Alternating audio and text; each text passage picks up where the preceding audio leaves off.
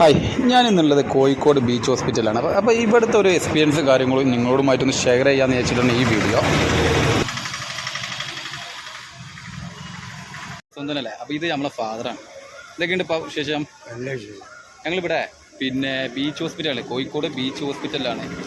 ഇതിന് മുമ്പ് ഞങ്ങളൊരു നോമ്പിന് ഒരു 10-15 ദിവസം ഞങ്ങളിവിടെ അഡ്മിറ്റ് ആയിരുന്നു. അതായത് 18 ദിവസം അല്ലേ അഡ്മിറ്റ് ആയിരുന്നു. അതിൽ ICUലായിരുന്നു ഞങ്ങൾ അഡ്മിറ്റ് ചെയ്യുന്നത്. ഇപ്പോൾ ICUലാണ് അഡ്മിറ്റ് ചെയ്യുന്നത്. പക്ഷേ ഇവിടെ നല്ല ഫെസിലിറ്റീസും കാര്യങ്ങളും ഉണ്ട്.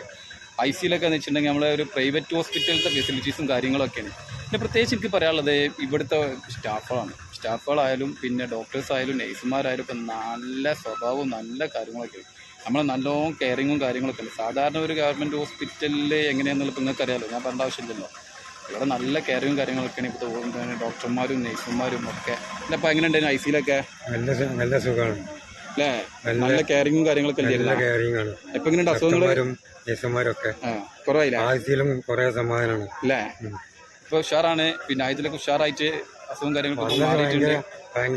വന്നത് ഭയങ്കര ക്രിട്ടിക്കലായിട്ടാ വന്നത്. ഇപ്പൊ ഉഷാറായില്ലേ? ഞങ്ങളൊരു ബീച്ചിലൊക്കെ പോയി അല്ലേ? ബീച്ചിലൊക്കെ പോയിട്ട് ഉഷാറായിട്ട് ഞങ്ങൾ വരും.